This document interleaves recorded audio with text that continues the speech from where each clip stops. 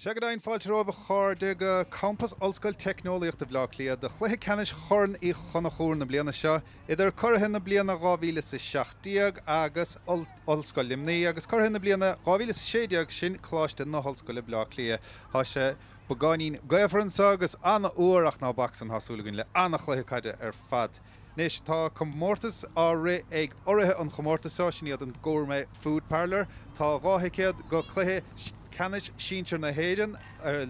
le fáil tá lón de bhirt in éon bíalann de chuid gourmet food parlour, taxi go dtíon gluthe agus go dain goodie bag deas de fel na man. Anolalas ar fadar fáil ar leithnig Facebook agus Twitter an gourmet food parlour agus fógrófar an buatóir déluin se chuún. Se go dain na fé mar deirm fuór agus gaifar an sa Gránseach gormán nach nábachsan mar hascon an imróí ar fáil agus a gimmart an sahanmh agus an pigan á chahabh náda an son idir na captéin Molly Lamb agus Emer Scully agus sorcha forlang am sa tuair míad seacha an tapaigh na fórne ar dúis ollscoil limnaí ar dúis bhí bua nefaseach go maithacha ar chláiste na riine sa chluthe leithcheanna sinné. Buig an lán cholaíonn san sin cuimh me grabh bhuiig sí sin an gradam de imrá síintear na bliana a bort láirge bhábblion nó hin. Tá ró lánach ag Louise Ward ar an bhain agus go dainar ar an síintear na Gailí agus tá idir fuór Nicola ar fanil UCD. Tá Seánna Kelly i measc na ggóla hin son an Corcaíoch agus bhí anna bblion ag Joanne Craig le Ros Comáin. Tá Bert ó bhuió ag Lár na Parca sin Fiona McHale agus Emma Needham. Is í Laurie Ryan captain ar an síintear caiide an chláir agus bí Rebecca Deely limnaí leach na himmarthe ag glutha canisóis na hhéireann an nurig dhéon an lína lán tosaigh an son ion do robach ar fad inné fuair hena ó Donoghue ghábháide agus fuair Roisin Howard Cheekin. Nis chláiste na hollscoile lách lia siad a bhuaig Ryan héanna strathe im líana tá taithí idir chúnta ag an máidóir Linda Brugner le Curie fé mar atá ag an lína lán chúil ar fad. Tá Bert Double na Parca sin iad an captéin Molly Lamb agus Tara O'Sullivan agus beidir na bech UCD sa chluthe ceanne sin éachar marach an báide díanach a fuór Andrea Murphy i lán Curie dóibh i gcuine UCC inné. Tá Áine McDonagh bh cuileann anna faointeachta ar fad os na cic na séir agus Lucy McCartan na hirbhí anna bheith ábalta báide a bháil. Sin siamas molbhehéil an báideoir ó Chiarí agus tá árán na bhí an árá inis.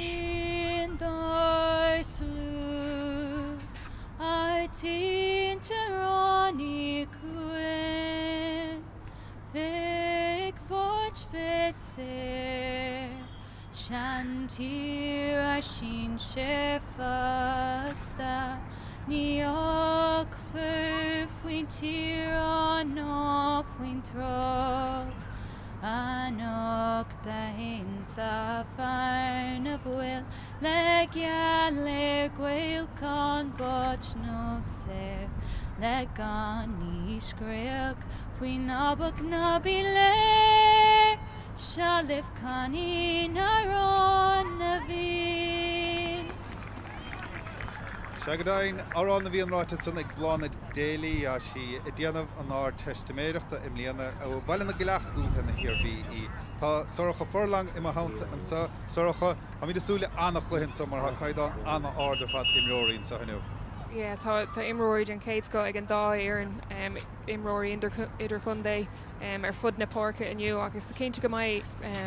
an gcuí an tábhachtach iniu chuna mar an sin gur raibh ag Emer Scully immert leis an gcuí in san Gaidland seo agus bhí sé canúnach in na cluichí a chuna mar níos luútha an seo ag rán se gorman. So feicimid in san céad le a mai ollscoil limnaí an beidir na deisna hapú chun an gcuí sin na úsáid agus scóirna lua a chur ar chlór an scór. Segadáin an gaith is sé de ábharín beag fíor sceoch sais trasnan de Parca chomach an chórsan go dain anna láidir ar fad agus fé mar bhí será beag tácht ar lethebuint le cuasaí aimsire sa in nómh. Ha míad nach mór olbh inis chun catha UCD agus iad a caithh na dahanna tradiisiúnta gorum agus ollscoil limnaí agus iad san caithh na Ganzí's bán agus Down. agus sé seo an séú cluthe canis as a chéile há sriste ag maná Ollscoil Limnaí. Éachta sé sin bhfuil buidir a cehardíag 2015 agus 2016 gacha tradiisiún an láidir ag Ollscoil Limnaí sa chomórtasa. Tá cínta agus feic míid Fiona Michael an sin na Lorna Parka is tóca gur thosaigh sé gimmert le Ollscoil Limnaí i 2006 is tóca nó 2005 fiú. Dag si ar feúpla bliain agus tá si raisianis i déanamh máisteach da, so ba sé agsú leis an bua ániu. Agus é buite ag maná na príomhcharachan sa agus a dul ar ruaréanar an son tá Áine McDonadóibh agus an tasdóibh taisteach an son nach é mé ar an dalamh agus é na ráscar an son agus séirchic amach do Ollscoil Limnaí son agus hail cos céim bacaigh an son in Áine McDonagh sí sin anna háachtóibh ní bhhailú í chaúnt le gortú cho luasa sa chluithe péisceile. Mar sin an séirchic eile an sa do bhaná Limnaí agus iad son ar thóir beidir bua eile le chur leis an tí cína há buite go ógáhí sa cehardíag a cha sé anna lua fós sa chluithe caiintear nar lí san. Ach an sellh tu bhuacha go dtí Áine McDonagh a ríist agus pas dasisteach sa chúne, stig sa chúne san dómh há cuomh móhin. Pas das eileisteach sa chúne agus iad an móhan sa ar an daobh líne fáine á spáinteá ag Kelly Boyce Jordan inis agus í sin fósa sellh na caide tas siar ríist go dtí móhin. Móhan chun si isteach Jo an láir agus san son tá Tara O'Sullivan tug an Tara O'Sullivan fen spreoch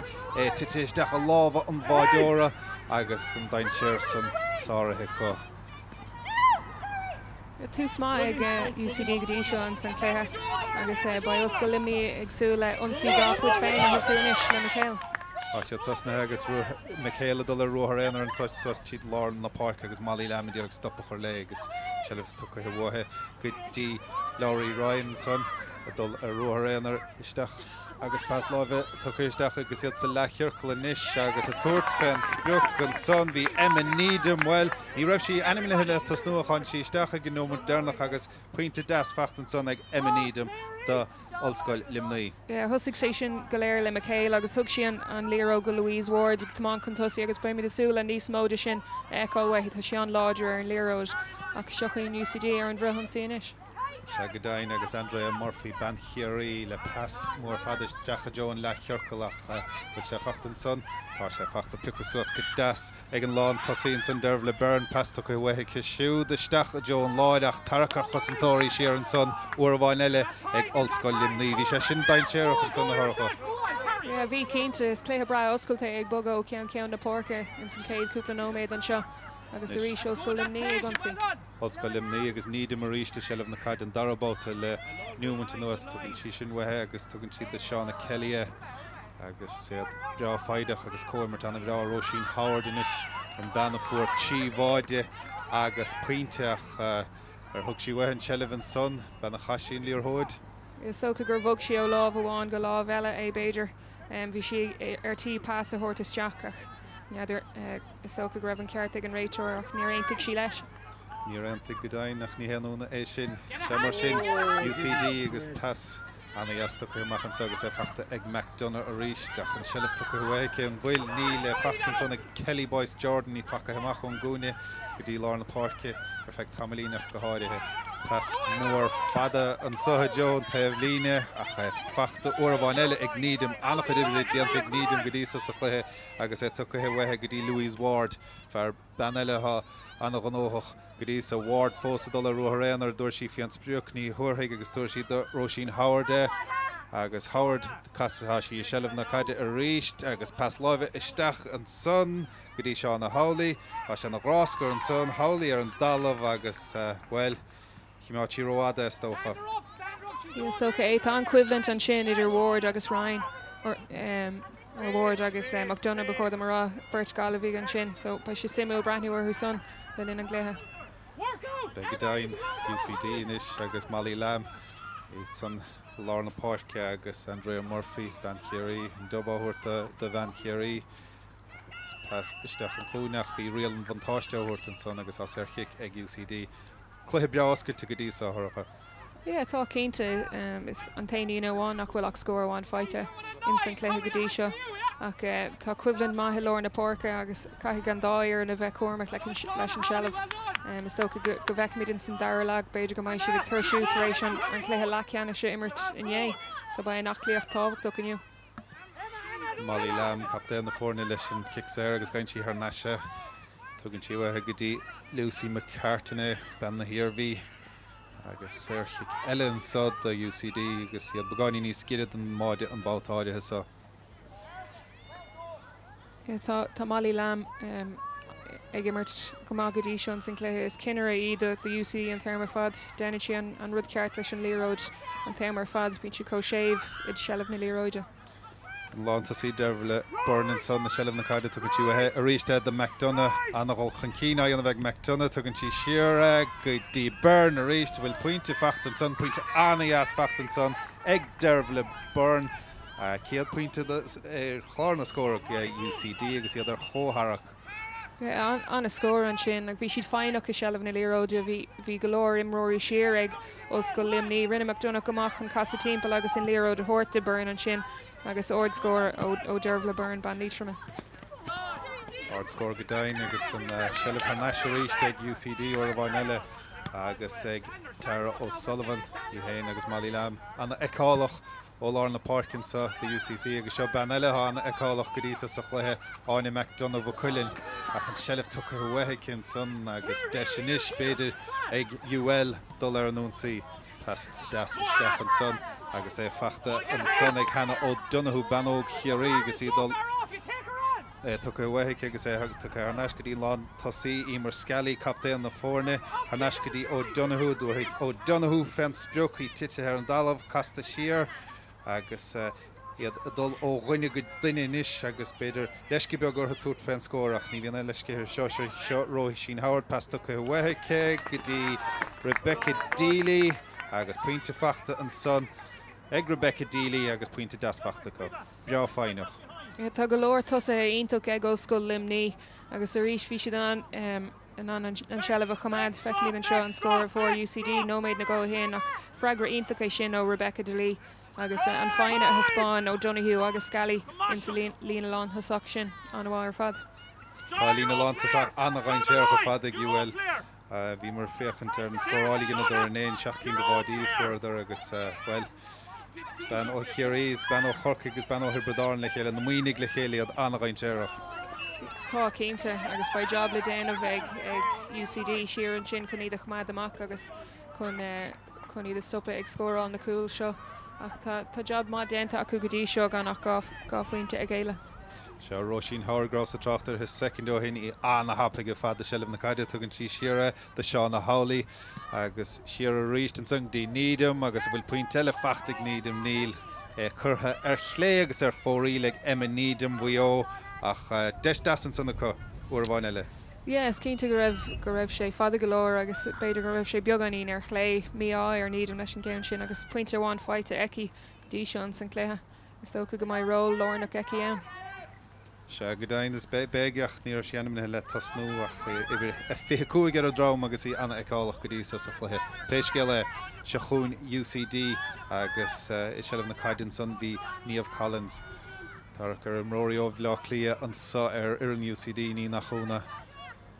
ach an sealamh caiilte go umbáta sa agus iad a dul ar an únsaí inis UL agus Seána Kelly agus iad an de bhile an barcanis agus nídam an son a ríist agus gan éine á marcáil dúir si fen spreoch ní thuirigh tuair si paswathe agus a tuairt fen spreoch an son a chasciire ag an nómant déarnach bhí Roisin Howard úr bhain eile ach an sealamh caiilte ríist agus é fachta ag captain Emer Skelly agus well hí isteachas amach agus siar san íar an son idir an dáir nach ní bhí chance beidir le UCD ná scaildar báid isteach an uair san nó pointe fiúin. Is tó go raibh an táló le nóméid nó gó an sin mar rinne si gomachchan an léró de bhuacant agus brú a chur ar Roisin Howard ach bhí an táló nar áirigh le Emer Skelly an cheann sin a chur sa líontán. Am cinnte go méid deise le Emer Skelly agus ag hiilenachaí péiscéile áine McDonagh do UCD ach leabhlacháilte síos agus sealamh fachta ar neis ag UL agus ag Seán Malloy agus pass tuach uair le pass pagáín lubarnach agus fachta ar neis ag UCD. Chluith bra oscailtain sa go dtí sa céidir náfuil cuidas na passanna pointáilta ach péisce seachún UCD agus Tara O'Sullivan. Tara O'Sullivan bhfuil an sealah caiilte cinnt. Tá sí mithar an dalamh an ráscar agus fachta ar neis an son ag an bhean a ríist ben buo an seanún dúr más mai leat Fiona McHale agus ceanreachtá spáinte ag Fiona McHale go dtí sa chluthe. Is ceanara amachchas amachí Fiona bíonn sin san áit ceart ag an am ceart a gcónaí dulscoil limní agus do muo ar fan am línta. Seachún inis UCD agus Rebecca Delee ríist agus iad dul a ruathar bra tappa an son casan si agus tíalann sí an passaúir Tíordí Howard ag an Howard isteach ríiste agus tuairt fens breach an son tá capté an Emer Scully agus well a céad pointe fachtan son ag Emer Scully agus pointe deasa bheithe pointe bra fáineach. Yeah, sin ag dúireach, I mean, an Lewis tá spáinte ag Delee dúspóire pas láb go Howard agus an sin go Scully agus rinne sé an rud cheart mar bhí deis scórála cúla í nóméid nó go hén ach hapig sé an deis an sin chun an cúlaí in a scórála agus sin táhachtach é sin dhéanamh nuair a bhíon an gcuí seo acu. Tá go dainhfuil sé an tíú blian mar scláire AUL ag Emer Scully agus sé seo an tíú chluithí cena sé cé leo so Commas ínte agus commas éidirhhuiann sa chumá. UCD inis an cúpla scóir dearnach fachta ag UL be san i ddíorach scóir aimimsú tuamh te tapaig más féad leo éachre agus tugus Dí Mally Lamaríis captéan na fórne agus inis sealamh na caide ben Chiarí Andrea Murphy ach an sealamh caiilte uair bháin eile hána dheacrocht ag UL nuair a hagann siad chomh fada leis an lína 12 anna dheacrocht ag UCD an lína san a bhrisise síos agus an sealamh á chaúnt go minic go. Yeah, tá cínta tá an chusantá dhéanamh ag UL siar an sin tá si ag tarn Jim mór nó go siar ach tá deis scórála inis ag UCD. Tá go dain agus Áine McDonough agus í Ástrach agus léana Ástrach an son ach ba chumas son dé mar an pointe son agus pointe anaías anasta déir fachtan son ag ban bh chuilann sin Áine McDonough. Yeah, an scóirha hí an sin ach thusig sé leis an lína lechúil de UCD Martha Byrne ag tamán chun tosaigh an sin agus an scóir ó McDonough leis an gitóig. Well, for sí chear cín do faointí sa chluithe le cheannis tránó na agus well a céad ceann fachtain isicice agus ben bh chuilann anna lárnach formhór na himra go dtí sa do UCD agus kick ar géaltain sanna cé.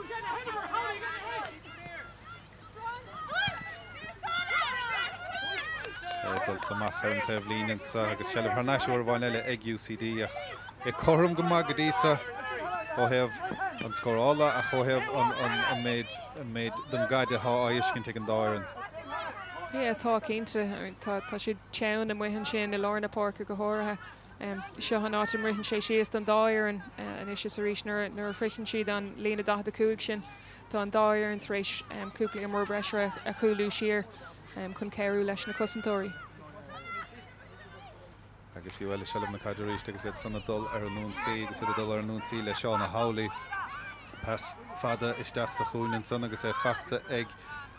Emer Scully ó bhain eile pas láimhe tu go bhheice a bhfuil chailíistí an san íl gaiir gló an choile a bhil an son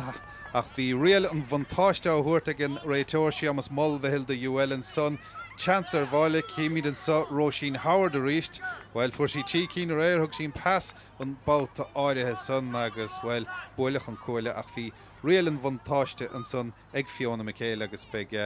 kickséir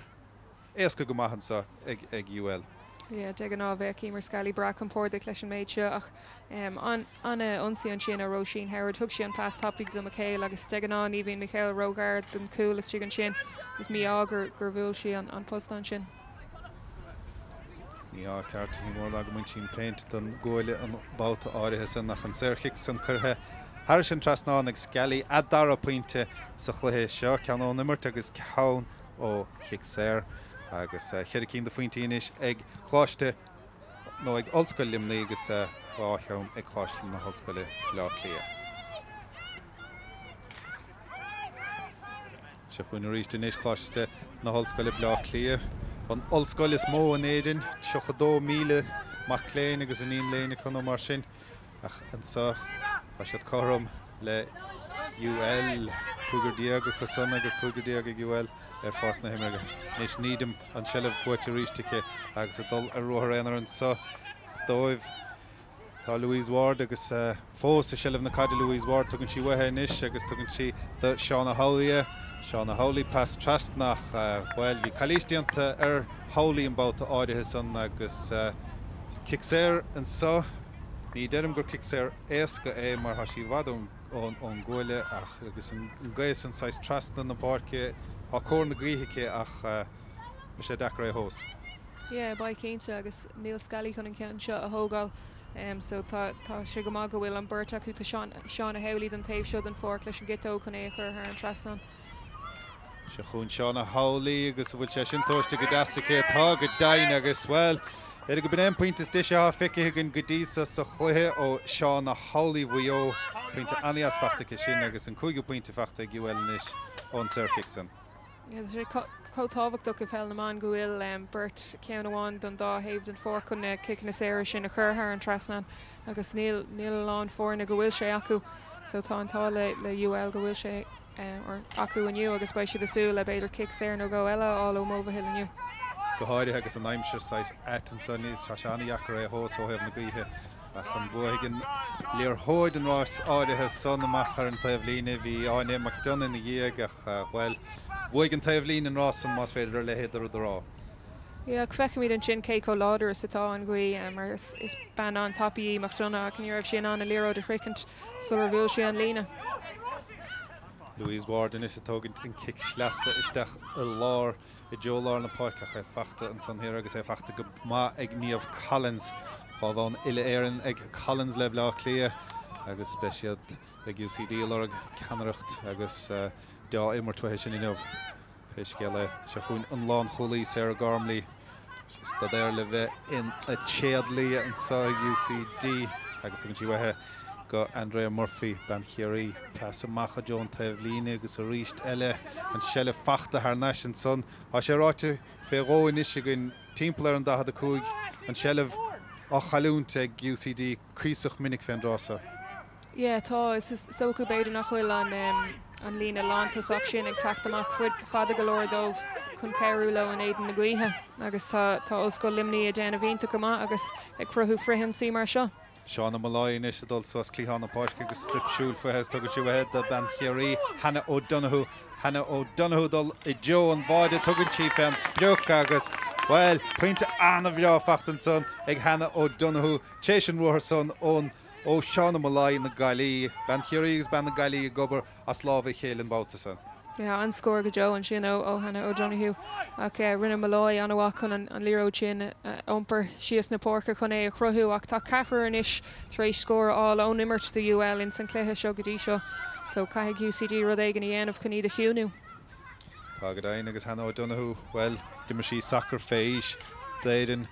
ach an dé bhile an barcanis ar hapatarna tá UCD ar nóntaí agus a túirt féin spriach an báta áirithe san de UCD bhí cuomh móthan nach bhí chalístianta riimiis son immerte agus well beag sé ar chicin sa de UCD agus well tá siad an gáint an scór tá géarrá chu le scór mar há tamil fada méthe ó fórdar ceann.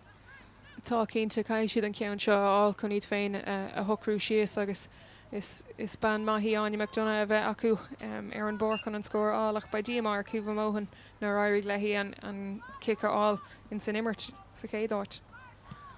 Anya McDonough is a túirt féin spreoch agus Anya McDonough ben bhcuilinn tééis an pointe san a gháilt ben th fainéil sin na Gailí agus sí an háchtach son agus pointe táchtach fachtan son a dar a pointe nómh ag Anya McDonough de UCD.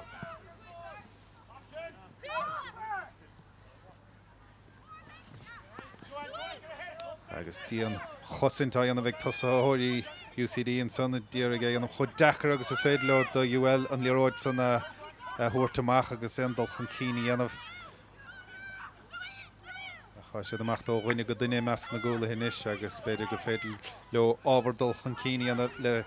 le Caoimhe McGrath tugann si wathe go dtí Seán Malloy. Well, hall luas fé Seán Malloy sé an darabátá sí dulta chun cín le nuamantí beag an nuas agus inis sé leh na chaide ben eile há máhabbalta dul chun cín Rebecca Delí tugann si sin an paswathe agus an sellh caiilte agus é buirte hena sig UL ach an na coolathe I dtí an bhana chuúnsathe ón dáthe den barcin sa. Tá cínta rinne Martha Byrne an job an sin do UCD chun an líró sin a bhuachan dras mar bhí dáin sé around bhí golóir imróí ag UL chun tosaigh agus bhí sé an táhachtach gur ghear sí amach an líró sin. Agus an gramú anna dhéar fadan sa go le mí dul chun cíine inis le Níomh Collins ben bhlá clí agus iadul a rothar suas clíán na parc Casantí agus úmpaintí isteach a Jo na himmartha ach tugann tí siar agus tugann tí siar de Tara O'Sullivan dí McDonough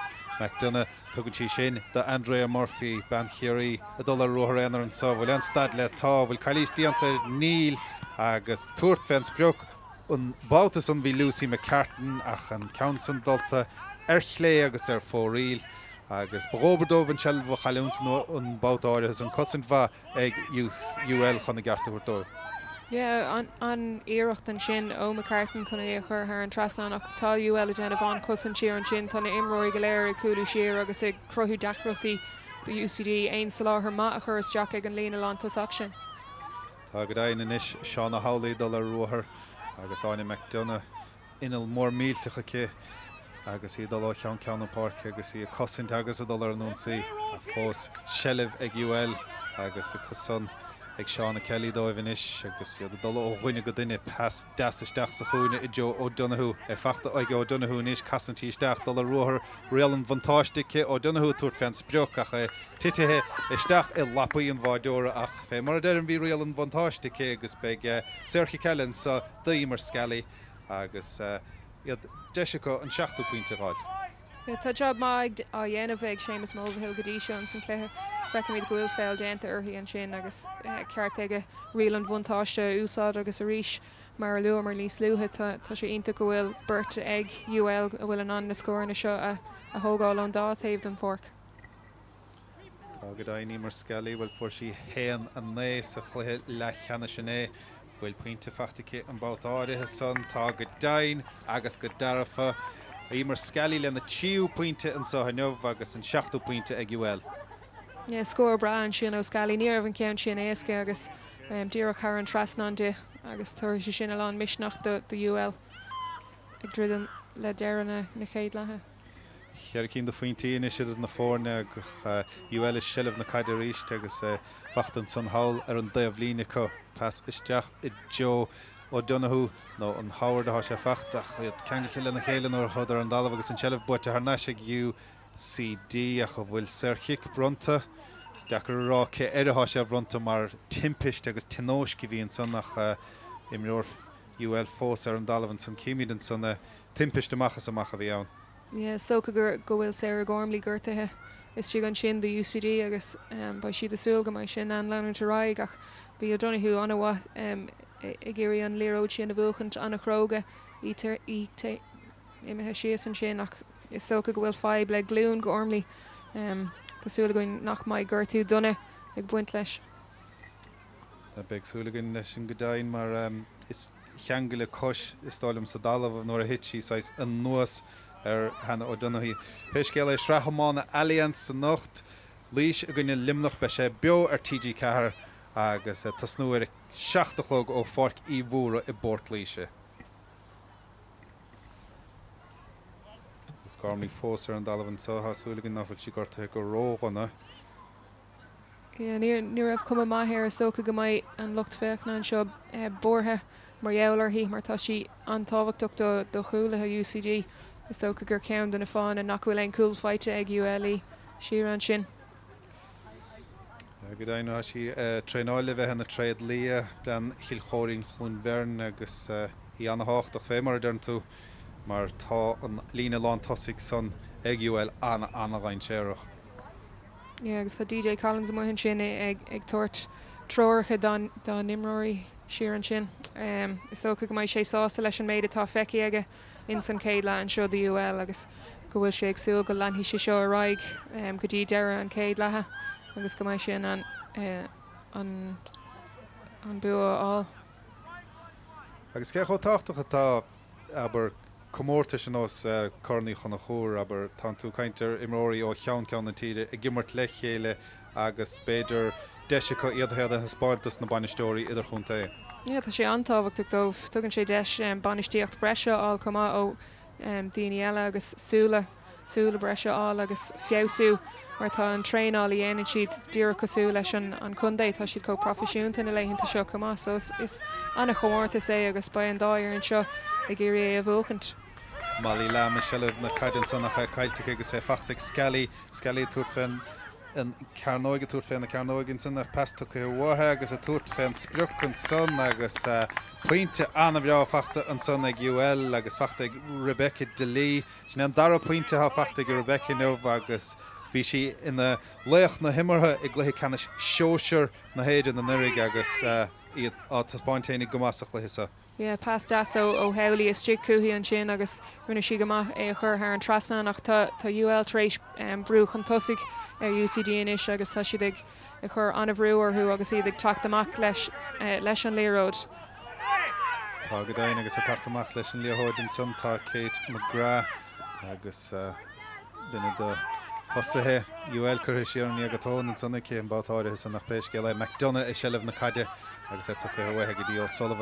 O'Sullivan go ddírig bearna éigen tuáil sa lína chosanta san nach fémar bhí sorach ará tá annachchuid cosantóirí tarice siar ag chláiste nó ag olscoil limnaí agus annaíachar an dul chun cíine dhéanamh péis go le iad a thoisiad fós I ddírig an dul chun cíine dhéanamh san le Lucy McCartan tugann sí pasar an dalmhathe go níomh cear hir chonneil fós an son nach an sellh a dul ó ghuiine go duine bbáta bháin eile agus a take machchan so go dtí ban chéirí Andrea Murphy a dúir sí sin féin spreoch ní dhéannig casa sí timpplas túair sí bheitthe go chuomh móhan ceisna an mech móhanna tasnú mar greibh sí gortathe a réir a chu túirt féin spreoch an son nach an níirtain ar fóríl ó McCartan agus anna dhechar ar fad éon bhar na gáilt éon deis mascóráil gáilt do UCD. Tá an cosanta dhéanamh ag UL hir an sin tá beidir a burt déag siar á chosanta agus níléon spás ag UCD chun na deisina scórála a chrothú dó féin agus ríis Michael siar an sin ag chrothú dacrochtaí de UCD agus ag buchant niliróide arás. Se go dain passamach an sa agus a anna gardan daibh líine agus an sellh fós ag UL agus anna oberdiant an son ag UL agus an sellh fós acu a chu bhfuil se caiilte agus an immart stoppa hin son ag sémas Mulvihill mar gur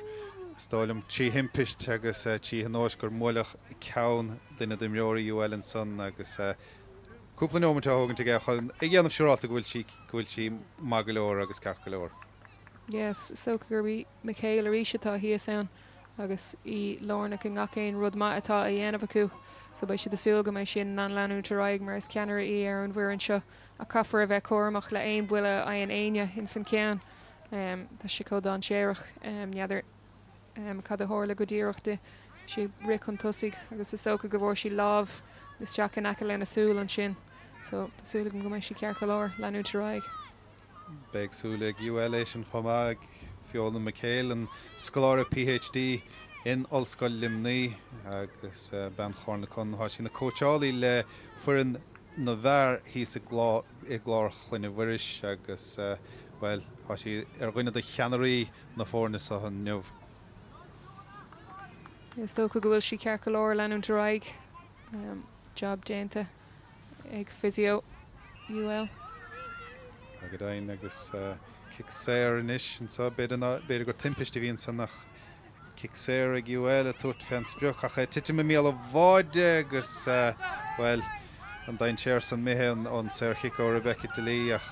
bhí sé sin dain séireach a tiite mé míal a bháide mar sin. Yeah, bhí cínta is tócha gur héad an réitor an adógann sin tuis go raibh daoine taobh stric sa cearnóg agus is cínta nach bhfuil ceadaí sin dhéanamh soladéin an líród steacham. Agad dain UCD be se dtíar a cúpla scór a chur ar chláir na scór riimiis an brise le hámach uair a bháin eile díar chosaint agus díar chuomhlinte san hir I meas na gosantóirí ag UL agus an sellh caiilte agus ag níad a ministóibh tuintí sin wathe agus a tatar lús lasrach an son de UL de bhí ihre sé Louise Ward agus fós Aidan Nunsi agus fós a shelf na caide há Ward fós amach ach an íirecht san ábhrín garan son ó Louise Ward hí deisir faoin town beidir go raibh deisir bháide ach péisceile an shelf caiilte an íirecht san tite ó dhear agus tite i lapaí an bháide óró. Déanta go maith ag an coolbóir an sin agus an freihinsaí tusa agus seo an deisitá ag UCD nuair nach bhfuil gach mór siar ag UL. Dain Tara O'Sullivan na shelf inis agus cáracha las mó má se bhethe le cuomh móhan ach í fós a shelf na caide inis Andrea Murphy agus Andrea Murphy í sinna díoraigh dulchan cíine an tíanana bert timpplairthe agus lagaíocht ar deide beidir nar a bhean rá eile cé ach fós beidir gur se de cheartacén shelf chiimeáil tamlín eile. Stocha é ach tá ceappa féin nach raibh si tapí golóir chur na líróide is teachan sin mar bhí scalaí ag coolú siar an tamar fad UL agus is ise a chur an láb is teach. Se chun UL inis agus adul ar an Nunsi ó bhain eile Joanne Craig Ben Roscomáin adul a rúthar éanaar a si dul isteach sa chuúna tugann si bhaithe agus tugann si bhaithe agus a tuairt féin spreoch an báta son bhí Ben Chiarí Hannah O'Donoghue well an dara pointig Hannah O'Donoghue agus an dara pointe son anna bhíreáir fad. An scór go Joe Hannah O'Donoghue an sin bhí si braabal é a chur ar an trasnan beidir tro a méidir amach ón cool agus caihí imróí UCD a bheith ábhríon beag níos gcéirde chuní is stoppa mar is imród an céad scóthaí agus ní féidir aon blóirín de spás a thuirte. Ní féidir go dain agus well has sé anna faoin taltan sa inmh agus bhí go dain a réir chomá agus an dámháide san fachtacha péisceile UL i ddíraigh nó UCD i ddíraigh an scór san na gháilte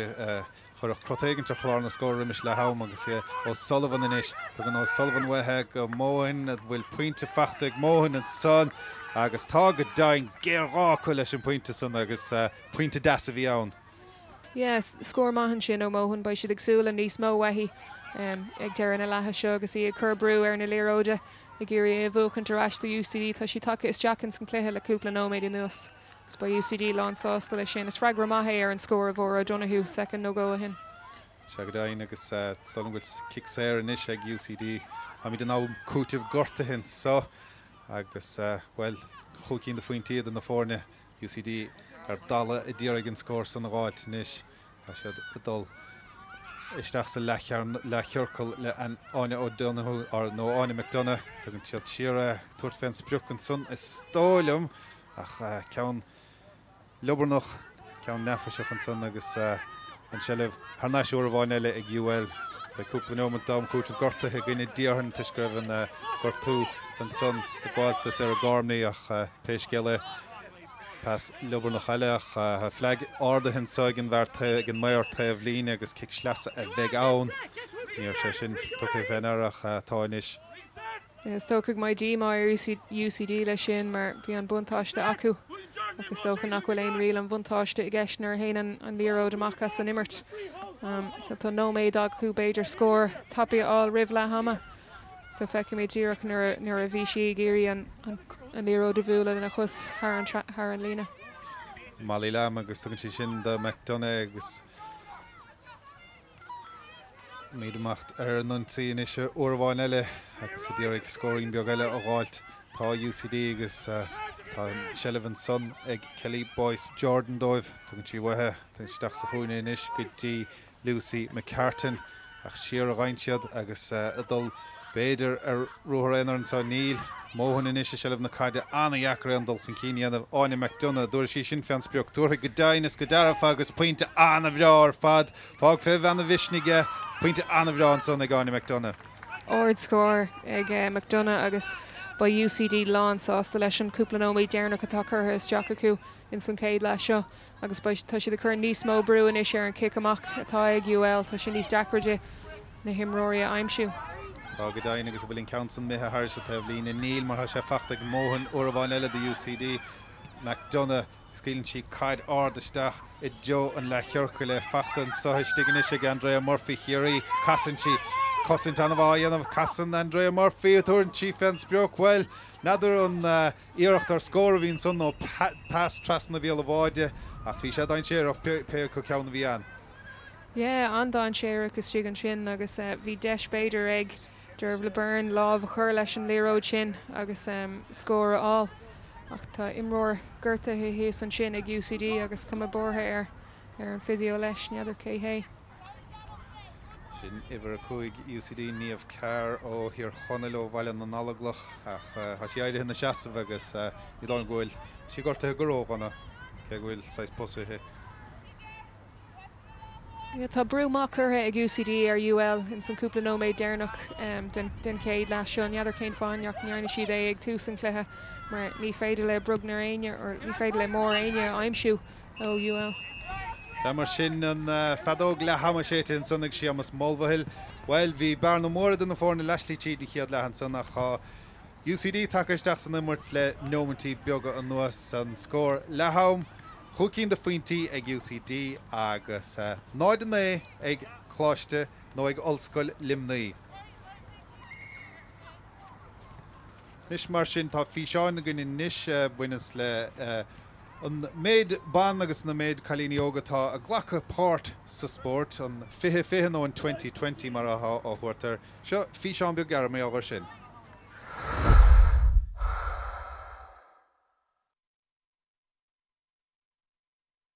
I normally do a Cristiano Ronaldo celebration.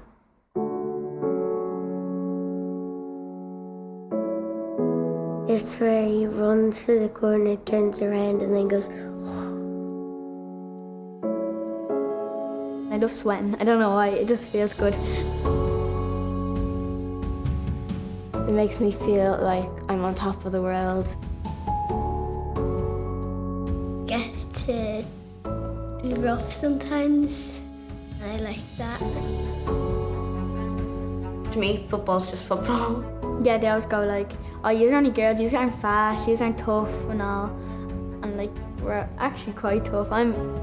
quite a tough person. I think one day we'll probably get there. Maybe in 10 years, if we're lucky, we might. Yeah.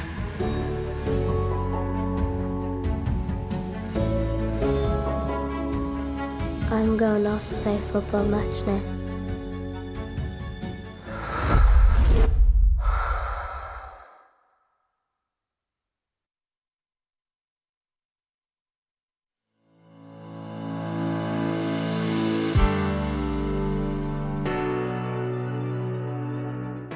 I'm Niamh McAvoy. I play ladies Gaelic football for St Sylvester's in Malahide, Dublin ladies football team, and most recently DIT ladies football team. You were stuck driving me all over the county. And then I kind of ended up getting sucked into running GA teams, having to transfer across from soccer to GA. Yeah, well we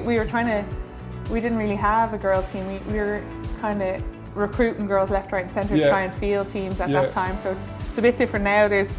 huge amount of numbers up there, but yeah, it's different now. It's actually, there's big interest now. It was great. We used to be ringing around on the morning getting cousins and family friends to try and come out and play for us. Like, you're in the final of the ladies and the men's on the Wednesday,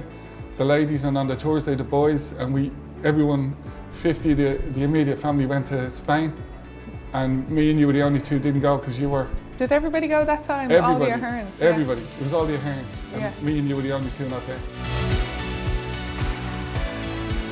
You used to have to fly you home for the Gaeltacht every summer. I used to have to fly you home 2 or 3 times. You go to for 4 weeks and I'd have to fly you home. There's no point in me even being there. I'd have to come home and play GA midweek and on the weekend every time. Yeah, I had to fly you home on Wednesday for a game for the Portmarnock. Yeah. Had to fly you home often for a Dublin game. Yeah. Had to fly you home for a Leinster one year. Never drove down to get you, I always flew you home. Like, you were like a rock star. Yeah. It's funny chatting about it and thinking like my career over the last 10 years, how the sport has changed and stuff. And in your lifetime, yeah. In my lifetime, there's been a massive change. Revolutionised. Yeah, the competition's come a long way. It's great. Because remember how much it meant to all the girls on the panel at that time? It was the first taste of success for a huge amount of girls in Berlin. Yeah. It would have been the only time they played in an All-Ireland. Some of them now. Lots of them at a national level, Yes, it would have been their only time to play in All-Ireland finals. So it's great now that the weekend does include all the teams, you know, because it's equally as important to the girls at all the divisions. the competition never had a sponsor when I was doing my undergrad. So yeah, Gourmet's involvement and everything makes it brings up the profile and makes it look like more of a professional competition, which is the kind of respect that the competition deserves.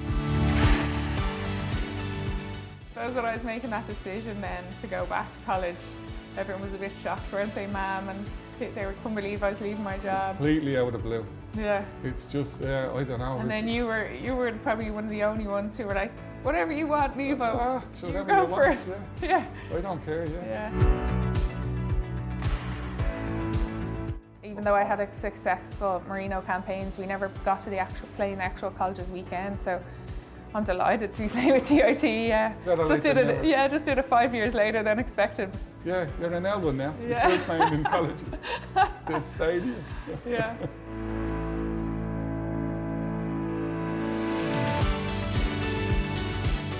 What's that? Oh my God, the real healthy option. The usual. Farmer's breakfast, yeah. I suppose the nutrition's gone full circle, hasn't it, since? Yeah, it's complete. It's so science now, yeah. I started giving you grief when I was about 15 or 16. The nutritionist told me I can't eat that, so I'm not eating it. Yeah, so you're looking to generate the right energy at the right time through your diet, which is what you're trying to watch all the time. We're a bit lucky with the sport we're getting now at this stage. Yeah, with Gourmet Food Parlour coming in, I think is massive for anybody that they're involved with. It's huge for them.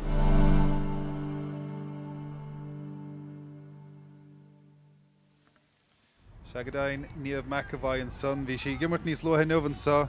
a Glosh na Holskale Block Clear, while Vichy Gimmert TUD is for actually left na himmer like Canish Horn on Lynchik, Peshkele, and Hiad Lahan Sagas, and Hiad Pointed son Agnidum. Tá an chéad le fáite a gin ag bogad ó taobh go taobh agus feiceann míad aon na scóranna atá á thuspáinte gin an seo tá an dá éireann ag cruthú go leor deisina agus scóranna bra á McDonagh an seo agus í ag ddridim chun tosaigh leis an gitóg sin tá péir a fáite ón Immert Deici agus ag an taobh eile an pórt tá ó Donoghue ag cruthú faibe do chusantóirí UCD agus bhí mí á an sin ar Fiona McHale gan an cúla á ach a rís scalaí in an kick sé a chur an trasnán. Agus tá tosathe UL ar fad seachas Roisin Howard Chase scóráil agus iad a fad a carúla chéile anna chóimirte go. Yeah, tá anna chóimirte tá an méid sin talan in sna tosathe ag UL an sin agus fiúla níd an fórsise an scór cumá agus í tá isteach aniu. Ach feic míid gohfuil Ward ag tamán chun tosaigh comá bhí an mí áirithe imríonn sin níos fuidir chun tosaigh le galamh agus tá si degan ábíonn si brabalta na scóir na sin a thógáil ach cad é sin mar scóir a bhór hena ó Donoghue péir a fáite eici ón Immert agus an sin díreacht rééis sé sin bhí móhan ar an taobh eile an fórcan an freigra a thuirt ar UL agus bhí críoch má ag UCD in san céad leathan sin neadidir ar aithric siad tacticí beag an go bhfuil siad a chur níos mó brú ar UL agus bhí siad an kick amach nó go a bhúcant agus bhí mí dá mar rud ag raibh si trééis lábha á leis an kick sin feic sé ní bheith ach pointe amháin idir na fórna ag dul isteach ag lehamach. Is cinnte go bhfuil an cléthe a gcuin agus tá agsúil go mór leis an dara le. Gus cíimiid an son na scórálathe ar fad scalaí le tícinn de faointí, dílí le rácheann agus Hannah ó Donoghue le rácheann dul go limnaí, nídum agus haulaí le pointe an duine. Áine McDonagh bhí si anna bhuair san immort sa chiad le tícinn de faointí feachtaché, Mohan agus Byrne pointe an duine có. Agus lehéadí Áine McDonagh agus Molly Lamb agus Eamar Scully on the bhile tá siad seaamh suas Fiona McHale chomá na cimróirí tócha go meach taí idir chuntaí cá siad seaamh suas anna bhór go dtí sa chluithe. Yeah, tá cinnte tá an méid sin talan ar an bort an dáhéamh tá ceanirí ar fud na pórca acu agus is cinnte go bhfuil si go léir ag ghlachar ró lornach in san cluithe go háirthe McDonagh an sin a go déire agus cuomh móhan bhí siise ciún golóir in san céad le ach is tócha gur núsigh si in san dara chuid den céad lehan sin agus tá si trééis scóra á comá. Agus ní mór an aimseir lu chomá tá aimseir sais etain sa nuamh tá sé flucht nóman te bháin Jim nóman teile agus an gaid sais cór na gaithe sais a gáid macht trastan na parke ar uornta agus uornta macht ó taobh na parke. Isce le an Comórtas san ríis Comórtas Gourmet Food Parlour chuirnaí chuna chóir tá gáthaice de cluiche canis na héireann le buchant lón de bhirt in éon ceann de bhíal na Gourmet Food Parlour texa go dtíon gluthe agus baiste mála beag treats chomá pell na man. Gacholas fáil lehannig Facebook agus Twitter Gourmet Food Parlour. Níos díanaí an nocht GAO é bio sra ómána Alliance an cluiche le cehrú canis an son idir líis agus limnach bio ar a seachtalóg ó Fork í bhúra I bort líise. Agus GAO bio sra ómána Alliance báta a cúig a máireach de dánig Corcaig Tiberdáran Loch Garman Cíl Chainig agus Port Larige leis an ghaileh tas nóig an imirt nó tas nóig an clúdach ar a lethirtais a héan. Yeah, bhí mid a caint faoin aimsir nó méid nó go hin agus is céinte ins na cléthe bhí á immert níos luútha in san lá go raibh ansiúncar ag an gaí agus go raibh ahrú mór tagtha ar an cléthe in san dairla ach is tócha go bhfuil seans go dóirló sé sin in san cléthe seo comá mar tá an gaí láid arán, tagann sé agus imíonn sé ach is féad leis scór nó go a cruthú agus go háir leis an chuid déirnacht den céad le a bhí UCD ag tá chun tosaigh tá seans now go dúcha siad san amach in san dairla agus go núsáteach siad cór na gaíthe an sin chun scór nó go tapí á agus an sin ba brac le agin. Well tá an Comórtas áirithe sa chun í chuna chóir tha sé buaite éon bhóta dhéag ag chláist ag ollscoil limnaí tha sé buaite sé bhóta ar fad agus nó dénach I rábhíl sa díag ag UCD agus well stair anna bhaithe an dá ollscoil sa Comórtas áirithe sa an dá ollscoil is mó a bhuaige godísa.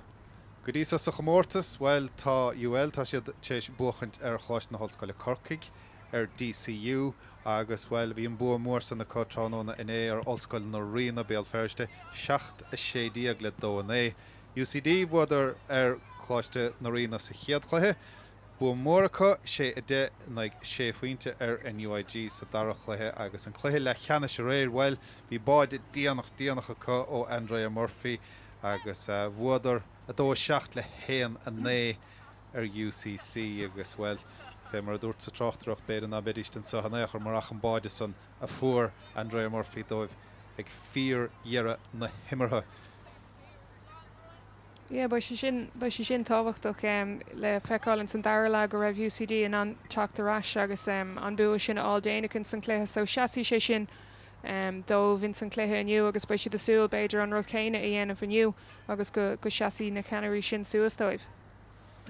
Agus cúpla léoch idir chunta á clí le fiscint an sa meascan tlua chomá Noel Healy stáilm go bhachcan san hálaí agus takeíocht áhuirt go donna manátha gimmart an sa an dát sé seo an tíú chluché cena sí gimríoch an nuh agus scona himmartha feice an grísa. Yeah, tá golóir imóí take níos agus is soca gohfuil banistíocht dá clé ag fecintar an gléthe comá. Ach bhí Noel Healy ag immert le UCD ar fan na mléanta agus is soca go maiid sé agsú le bua dómh son aniu. Tá sí bogcha síos go Corcaig le tamlíon beag nuas agus ag immert le club híos an sin inis tuis go bhfuil ar hí dul agus obair an ospidéal mar bhachtúir híos an sin. Ach is soca go raibh lá nó go maitheicí ag an deire seachtainna seo nuair a bhí sé ag immert le UCD freisin. Godain agus tá UCD take amach a míid fósa fannach le maná limnaí ach ní fadahhaíad agus hí sa caiinte san ar na himróí os na cúntaithe defriúil ar fadatha gimmart don dá ian sa. Well, UL tá cúigur ó Chorcaig tá cúigur ó Chiarí agus ó cúigur ó Hebridáran agus ceathair ón ghaileh agus cúpla duine leithráile ó bhuió agus áitna eile chomá. UCD tá 7 ó bhlá clia ní nach úntach cúigur ón ghaileh tíúr ó Chiarí bert ó bhuió agus bert ó cúnta na hirbhí chomá. So meascáin mar agus is tócha gur deas an deise dus na maná sa aithne a chur ar daoine go méidist I gcuine aber sa Comórtas sna Comórtas ile éireann. Yeah, is céinte é tá golóir imróí beidir nach meach deise acu immert le imróid an talent seo in a glob féin nó lena gundé féin agus tá sé ionach go dagann siad go léir le chéile agus go mín siad an taithí sin á agus fiú leis an síl tréála a bhíon ag banistóí agsúla tá sé go mádómh an taithí sin á freisin agus go déin féin crohíonn sé cordis idir na fórna agus is tó go gaiiríonn sé sin ar a bhíonn siad ag gimmart an aige céile rihan teirí lena gundé comá. Caroín Godain agus bhí seráile má chéanamh go raibh sénig gláist nó an ollscoil limní le Fiona McHale ní inmh nó néhíhar in an chláiste le chéile. Ja, cúpla blian ó híana stocha a bhí sé a ní raibh mór an eile ó bhlá clé híos an sin agus ní dul go léine ar an ban eile ó bháil clé híos an sin ach bin an áit a denach Curperdachas, múntóir Curperdachas ag an éimní a bhéine scoil eile le dhéanamh agus bhain mé ansalt as an tam bhí agam híos an sin. Agus tá annach chud Godain ar an dáir na nuh tá annach chud dus na mnásá tá sé déanamh leis nó tá sé déanamh Curperdachas tá tugann an comórta san na comórta tá deistóibh aber an stadéir dhéanamh ach an rud practicúlaí anna chomá. Yeah, tugann sé deistóibh an sport agus an idachas a chur le céile agus is rud integéis sin. Se go daine óhélinn in isist an dara le agus áine McDonagh cé heile a thosnig an sá leis an immert agus tugann siad tar ó Sullivanne bhfuil an sellh caiilte go tá a sé fachta ar neis agus é fachta ar neis ag McDonagh tugann si a chudáma din si stadéir ten si amach agus tugann si wethe do Molly Lamb. Ní se sé ag ó Sullivan pas trasna an son dín glí háin ar fad annach chud imreoirí si ar ríiste GUL fé mar a bhí sa chiad le agus séir chic géalte an son agus séir chic géalte de Kelly Boys Jordan an son banna hir bhí banna stracoch a léin an son stolim agus séir chic isteachtóibh. Yeah, sto go raibh Joanna Craig a chur a lábhar hí agus ceartaigh an réiteoir an deiscórála seo a thuirta McDonagh. McDonagh fuair si cín de faointí sa chiad le ceanna bháin ó chiic séir tugann si fan spruch agus bhfuiln council pointáilta tá Godain ag áine McDonagh sin an ceathrú pointe ag McDonagh fuair si chead cín sa chluthe ar fadrán an é agus well tá anna cheannareacht á spáinte cé sa chluthe sa. Yeah, tá cínta agus simú an is le feicáil tá UCD chur brú ar an kick amach an seo ag UL agus mí an sin nach raibh siad ná deiscórála a chruthú ach anna chus an siar ag Fiona McHale hir an sin. Anna chus an Godain agus bhí sé sin dain séireach ach UL in isise dul ar an síos was clíán na páirce le Rebecca Dilly agus bhfuil féidir go gimátí róada ach péisce le th séir chiicisteach an is fachtan san ag Rebecca Dilly agus well immort anna chóm go dtí sa dara le ganach tícinn de faointí idir na fórne agus séir chiicinn sa ag UL ten si siar go lár na páirce agus siar gotí Laurie Ryan ban chuntain cháir dum tí sin wethe go go Louise Ward pas dasig Louise Ward isteach sa chuúna san gotí Hannah O'Donoghue pas láimhe ar nas do Ward is an nation sa haríist uair a bháin eile go Seánna Howley tuairt fan spruch chun báta san tá Emer Scally well í pointe deasa ar hebh bháinna go nó séir Chico O'Donoghue agus Emer Scally le anna ragra an son ar an scór san. Yeah, an scóir a ríseo Scally a clúmar an co-immert pasáil nó sin an sin nó McHale go dtí Howley agus trasna go Scally a bhí ábhríon beag spásaí agus an scór agus an fragra ar an pointe a bhór McDonagh nó méid nó go hin. Bhíal an bantáistúir bháin eile sa UCD ach ní leon stadlo ruthir éanaar an son suastíad láir agus pas tucuthe wethe ag cé go dtí Andrea Murphy gan chiaí pas tucuthe ar neisice sin ag de Kelly Boys Jordan a sí animnéistigh sa chuúnach í takeithe machs chun beáinní níos mód an immertáid inis Molly Lamb captéan na fórna pas glótis dacha Jo na Carnoigan son agus é fachta an sonnestig ag Roisin Howard tucuthe siaraice agus a tuairt fan spruch an báta áirithe son Hannah O'Donoghue agus an tíú fachta puinte fachta ag Hannah O'Donoghue agus nó ag Cuomh Móhan an dara puinte fachta Cuomh Móhan agus anna immortanta sin háin sí isteach san immort sa dara lead an chiad le más meile agus puinte deasfachtan sanna ag tús na himmarthan sa. Yeah, tá si bhd níos feicáach an sin rinne derbh le burn gomachchan an léró de horte agus an saláthir sin a chruthú ach ní hén scóir éasca a bhí ann do móhan agus rinne si gomachchan é a chur an trasná leis an gitóig ach tá UCD taréis i bhd níos mó brú a chur an na cicanna amachtatá ag UL agus sin an fágahfuil na deisna seo ach chruthú acu. Ach las go bháin tí cinn de faointí idir na fórna inis agus UL ar an únsaí pas deasisteach sa chuúin son agus é fachtan son istíigh ag Hannah O'Donoghue pas trasna agus a tuairt fens beag an báta áirithe son bhí ifir a de hálaí do UL agus pointe das fachtan son cóimar das iad das fáinach agus bhín cosan go maith mar sin haon sin bhart seán na hálaí an dar pointe sin in nuamh ben bhuió. Yeah, sin é an rud atá éis toirliú le UCD agus UL an is nuair aon UCD an scór tá UL éis boga go dtí an taobh le an fórc agus freagra tapig a chur éireach sin. So tá ceithre faointe idir na fórna a ríis agus tá an cléthe agin in san dara lei seo. Tá go dain agus sinna fnacht leis an gicamach an sa agus Linda Brogner nis leis an gicamach ach anna jobbacha éine a bhaim siú tugann si fé cheann ordan son nach bhfuil sé fachta ar neis ag UL bhí ar feadh leithicin de fachta ar neis ag UCD inis agus Andrea Murphy a dul ar ruthar agus Bertan a dia gníir ní leon stadlethe casantí agus in si iirecht ar fes láimh thuirtan son achas tóilm gur teangaoch le agus serchiic eile isteach an sohanis do UCD agus beidir greibh gá chu leis le deis freagrú thuirtar an buinte dénach san OUL. Yeah, rinne siad anhá an unsaí an sin an Kickamacó Linda Brugner chun é ag sin a thosú agus an rúthar ó Andrea Murphy chun an deiscorála seo a chrothú do Anya McDonough agus tá sé gimmart go hínta go dtí seo an sin gléise so bheith si agsúil go gurthach sí ar an trasnánaí. Tá sé ar tóra 5 pointin sa chluthe canis agus a bhfuiln counsan fachta go níl an counsan mithir ar dheis agus ar fórílacha nábachsan mar an slítha sí gimmart beag deis agus deis ina eile ici ar scóranna sa chluthe sa. Ba cínta agus a ríis an brú mílteá chur ag UCD ar UL feicimid Mally Lamb thuas an sin agus í a chur breúir hí in san cúine agus sin rudnar thorla in san céad chuid den cléthe seo. Cuíbh mar grasna mar chomahan san fé mar a Seánna Kelly agus tugann sin na stachan sa go nídime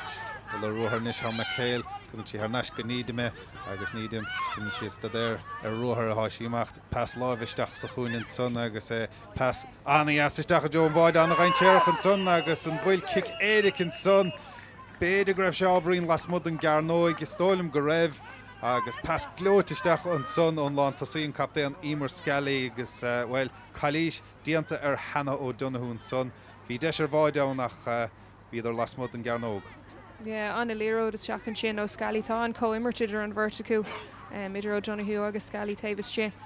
agus beidir go raibh an tá le UCD nar thug sé kick éireach a dómh agus gur kick sé ar bháin atáin. Skelly leis an séirchic an son agus buint eile fachta ag Skelly chun an bearna san na leidún nuas go dtí éon bháide a bháin tícinn do faoin tí ríist. Tá unadí a níos an tacht chun pórca so go gaithigh DJ Collins rud éigen í dhéanamh faoi. Sin orla ó Dwyer ben hebredáir an tachtasteach agus a fágant na pórca an son tá ifir a 25 nídum agus bhí sin go magadísa san na mar beidir gúil sí gortathe ach béisce le roiig Dwyer isteach go láir na pórcin san na stócha. Yeah, dimmer emer nídum go maith in san cléthe agus is socha go bhfuil an DJ Collins just a géir rud éigen beaga ahrú tuis go bhfuil 5 pointe in na fórna a ríis. Go dain seo an ben hadíochtach isteach ó Dwyer ben hebredáir an tugann si wethe tá gainn si ar neise a dúir si fan beagtúra si bhfuil níl si ach ar an gáirt le leanúmant agus pointe all in fachtan son ag ó Dwyer do UL agus bhfuil an bearna san miad a thuríiste go. Scóiríntaach an sin agus is cínte go maiid Collinsá leis an unadaí ar rinne sé an tosacht an cléthe de tréis de tá an pórca.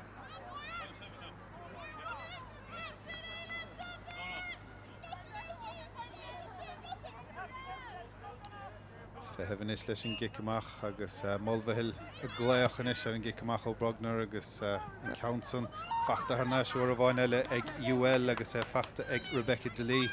búlach ibridiantacha sin go dtí sa agus ruthar éonar inis pas deasisteach go dtíon captéan Skelly pas beag íseal bhfuil lí si díreach pas beag íseal a cha garthamach an son ag UCD agus dul a ruthar dóibh son inis ach tugann si pas láimh a bhaithe siar go dtí íomh Collins ben á clia gábháin ile ar an póca sin malí lean ben eile bhlá clí agus suas clíá na parke agus fechta an sonnastig sa chúne ag an tonadaí Chloe Fox a tháinig isteach fu sí báide a réir peisceile UCD a dul ar an únsaí an báta agus iad san fáineach cai siad a bheith fáineach mar annach chud cosantóirí siar an sa agus iad a dul trasna na parke níos mó na anrad bhfuil éanaach an tuair fenspriúcha sa Áine McDonagh beidir Níl agus iad siar san íar saoil san á agus Andrea Murphy inis agus a bhfuil sunk fachta sa grámaché agus deisilenis ag McDonagh chun an puinte a gháil. Yeah, there were horla where they can direct near a hug mohan and pasta stoke gur stop in rural school limni ag tamán chun tosig ríis agus sin an fágahfuil an kick sé seo tócha do UCD agus deis acu teachtarráis Jackins an cléthe ach tá agsú le Chloe Fox a eáil in san immert mar bhí si ionach inné agus canúnach dómh in san cléthe leceanis. McDonagh is chu sin count dearnach ar fóríil bhfuil count sa fachta cé tá go dain sin pointe anías ag Áine McDonagh well sin an cúgiú pointe há fachta ag Áine McDonagh dóibh inis agus an dar ceann ó chiá sí anhachtach ar fadan sa UCD. Tá cínte tá si gimmert anhá aniu fiú leis na kicin is éire amháin tá si cótáhachtach dómhach tá si ag ceirú leis na cúlathe ag cúlú siar agus ag cruthú beagnach gach an sé dhéanaan siad in san cléthe. Agus an seile fachta ar leis an son gicamach agus fachta sa chúne ag UCD an tonadaíon san Fox at fós amacht bhfuil sí stracha chun talú Níl casantí siart agus á pasan amacht ó ghaine go dainn sa tuairt fenspriúch an son ach anmhlaáil déanta Stálim go bí Andrea Murphy chiaríhí tuairt fenspriúch an uair son ach anna chosan déanta se chun a dwair ní tíocht take isteach ach puinte fachta ce hena hénig agus sunk sa rám uair bhain eile son agus bell beidir gur chalís profisiúnta bhíon son mar bhí rihimráis fé UCD fé UL ag gnám áirithe an peisceile an saigh UCD agus Hannah O'Donoghue dúirt dul Jonas Sprice casantíar cetóg agus bhfuil pointe níl an council bogáinín gara ag bhí deiscorálan son ag Hannah O'Donoghue beannaá sé sé ciún féin agus anna immertí anmh sa chluis agad dísa. Tá cínta chun an coolbar brugnar go maithin sin chun an ceann sin á agus an ionsaí seo a thosnúach cai UCD an léró de bhóga beagáí níos tapúla mar taimróí UL go léir a coolú siar agus ní bheith éon spás an dómh. Agus an pasta chu bheitthe gáinna McDonagh san nach caiilte agus gíor chosint cé gohfuil annach dimróí siar chu an cosint hénig go má ag UL se chun inis ó dhhair dóibh á sí anna múla ó tháina sí isteach tu bhaithe agus fachtanis ag Roisin Howard ní len scór fachta ag Howard go dtí sa chluiche cé go bhfuair si tí a héan a réid de si díorg a henimachar ar chláir na scór ach peisceile Serchiicnis ag UL agus tá freigrá thuirta a gcónaí éonúair a héan UCD agus éonúair a ghain UCD puinte bíon freigra nach mór láthreach ag UL a gcónaí da. Yeah, bíon agus stocha go rééis sin an fág go bhfuil siad chun tosaigh mar tá golóir talan acu in san lína lán thosaach sin agus go bhfuil si brab na scóirna á bhí Howard á fáil inné ach tá Scally agus O'Donoghue ag fáil na scóirna go léir aniu. Chuimhlant an son idir McDonagh agus O'Dwyer agus UL fós ar an únsaí agus idir an únsaí le ban na Galí Louise Ward ar nas inis ag Rebecca Delí fós a dul a ruach an seileh caiilte agus fachta ar nas an son agus fachta ar nas go má ag Martha Byrne do UCD agus í sé sin daintéireach peisceile ar dul chun cín inis díorg an bearna san a laidú tá míon eile chucín de faointí an na fórne UCD dul ar núnsaí agus beidir ná bhór roibh an caiide scíleisteach beidir níos tapúla go dtíon lína lán tosaigh daintéireach san agus sinné gin malí leam an báta san ach uair bháin eile an seileh caiilte beidir ná bhór roibh bheith beáinní níos a tóiste leis na passanna ach ní mór na passanna fada sanna háachtasteach go dtíon lína lán tosaigh sanna thracha. No ní hí tá si de géirí an sláthir tapí sin a chur is deachach. Tá UL anna chróga agus anna cliste in san cosanta tá dhéanamh acu níl éon spás taobhas tríd agus caiigh UCD a bheith anchrín chun an imró sin a fiocha amach. Se chun Seánna Kelly inis pass Anias an san goí Roisin Howard. Is rán ar bhein scórfachta ceach pass dascurthisteach I Joe Lár an Carnoigan son agus Céhí istigan son nach Banbhuio, Shannon Dúrhuio Fiona McHale. Pass glóirtisteach an son ó Roisin Howard go dtí McHale agus well. Bhí mar rá go méidir gur báide ó UCD ach siad UL a fuair an báide áirithe son agus báide Anias a bhíon son. Yeah, an score an sin ó McHale ach by an Demeyer UCD leis an cosan sin. Bhí tror haar timpplairthaí agus léim siise is éirde agus just chuir sí haar ceann an cool boire é. Ach ba UL ansásta le sin agus cruthín sé sin barna mór idir na fórne and is gan nach 5 deag le dul. Howlí fágan na Parkinson agus an dtíocht ana bheith UL. Well, hí stíireach tééis rá go míon freigra gcónaí ag UL ar na scóranna atá á gháilte ag UCD agus well an ragra sin ar éon scór agus well an bearna san miadathe amach agus miadathe amach go dtí hochcín de faointí inis agus bearna allmhór sin in an sport, but péisceile UCD inis be siad a díraigh an bearna san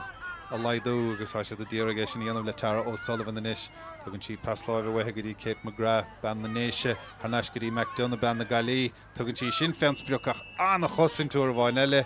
ach an raibh buntáiste áhuiirte gin réiteir an bátáide san na stáilim go raibh ach ríist eile gíor chosin anna chosin tar fad ag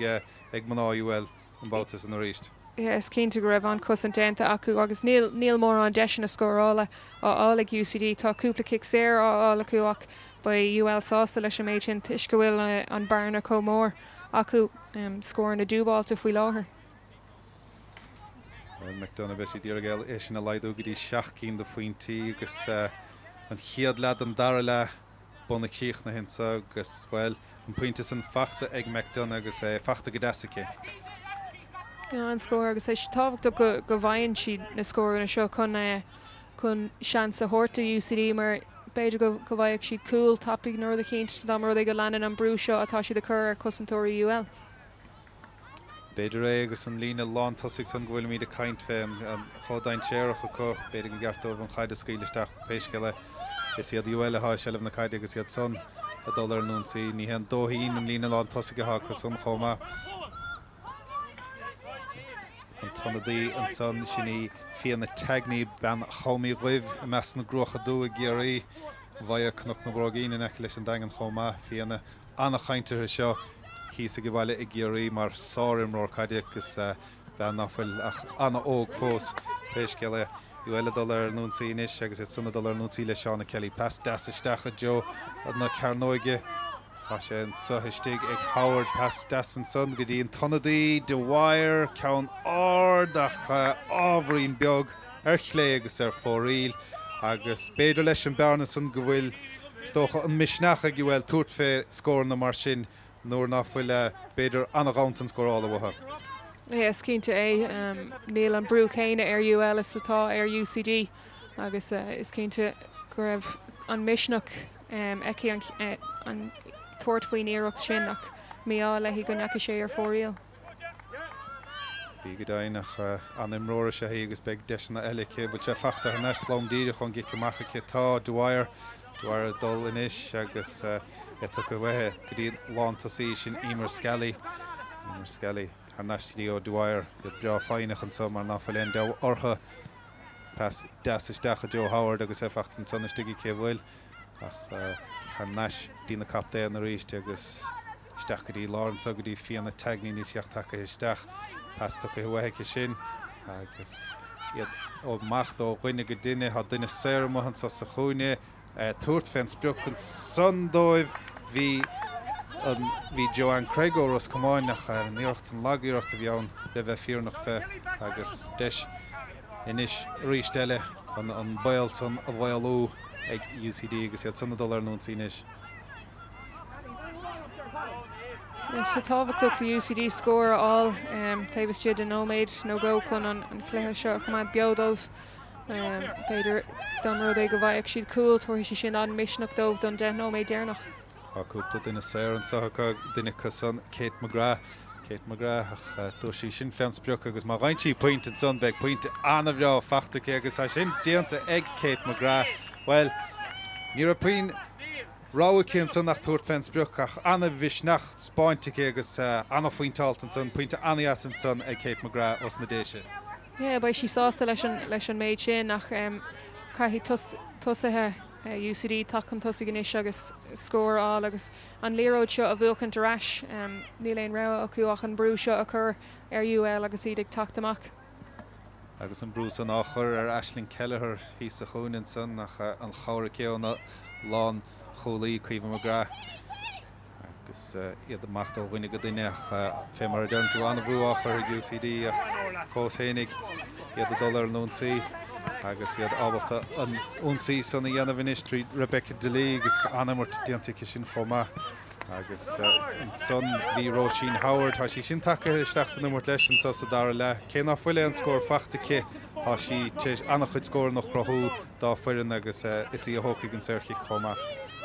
Tá golóir imróí le UL trééis suas a chléthe seo agus é sin mar cheandómh tá golóir ceanirí acu ar fud na pórca muin sin. Fianna teagnín san amach ar róthach go dtí go dtí Rebecca Delee an sa hóthús na himire fósacha. Agus iad macht ó bhaine go duine an fáinne san áspáinte go pas deasisteach an sa go Hannah O'Donoghue. Hannah O'Donoghue níos dul Jonas sprice casantí áfach agus casantí siar mar bhfuil fianna teagní las maithe fianna teagní tugann si agus tá siad bra fáinach an sa beidir go siad ábhar gimmart le UCD ach péis ge le pas eile ó teagnín san isteach I Joe an son tá Laurie Craig nó Laurie Ryan bechir marrá ach an Counson ábhrín lag chomá fachta tharna sé rís deile an gap an Emer Skelly chorcaí chuir sí hen an 9 réid agus bhfuil chuir cin do faointí fachtacha a chluthas a chomá agus a rís deile tin siad siar go dtíon lína 15. Níl siad an gáintin scóranna agus is siad UCD a hállarag na scóranna ach se chun Dwyer níos dul a róthar Dwyer a John na Carnoige an seilh caiiltecha a fachtar neisce siúlta siar go dtí McHalecha pas ó McHale an son go dtí Hannah O'Donoghue tug an Hannah O'Donoghue fan máide I fachtar neisce bhfuil agus an báide san fachta ag Hannah O'Donoghue agus well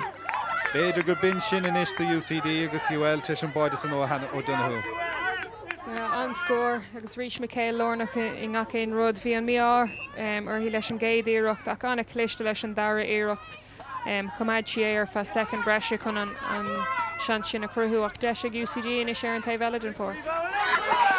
Tá go dainach uormháin eile rah an cosint an bhahan san tá scór mórchar suas ag UL go dtí a chá gíor chosint agus anachas pointas cosanta tu go bhtha chomá. Yeah, tá cínta ní raibh mór an de deisina ag UCD ach nuair a bhí na deisina ag UL bhí siad naí a hapú comá, so tá siad a gimmart go hinnta ar fud na pórca. Skelly is just pas glóte hogan to fianna teagní tugan sí wathe go dtí Roisin Howard agus well Serchi Kellen is do UL agus tá rihan ráisló sa chluithe fan buinte seo. Yes, sto go mai díma arthú nach raibh réal an buntáiste an sin ann mar thug sí pas das trasna an chúlan sin ach beidir gur carsin I líróid agus bin an fáin nach raibh réal an buntáiste I gceist leis. Beidir agus deis is ag Emer Skelly. Tá Roland chaptain línta go maithe is ag Emer Skelly. Yeah, tá sí trééis bheith ag immert anha in san cléthe agus a ríis déanann si an ró seo dóibh comá chuann si an líróid th an trasná an téamar fad agus tá sé sin tábhachtach dóibh tá sí trééis cúpla scór maithe aldóbhaniu. Agus cé heile há sé seaamh amachtat an dáir an sa go dtí sa chluitheh ach go háirithe. Tá golóir marí éis bheith ag immert comá bhí malí lam go maithe lár na pórca agus Niamh Collins do UCD comá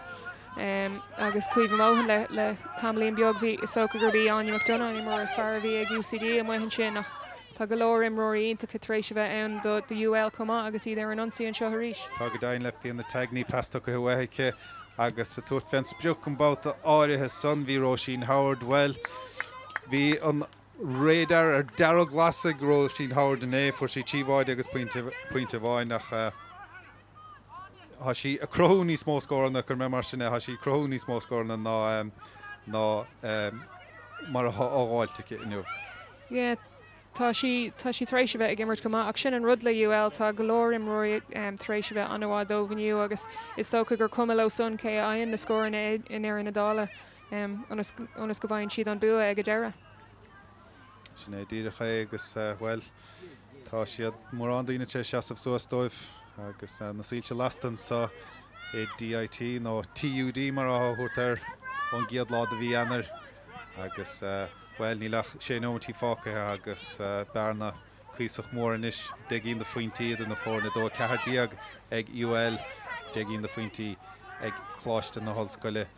lá clia. Péis geile ó dúhairnis tá sí sin anna eálacha fadóhain síisteach agus fémar atá an bhena thug sin pasta fianna teagní ó chaomí roimh agus bhfuil tá na honna de hétééis túna chur a bheitthe có chomá. Yeah, tá cínteach. Tá cóimmartíntaach tuspáinte ag UL ar fud na pórca agus socha go mbíonn sé sin táhachtach in éon bua fórna a aon siad.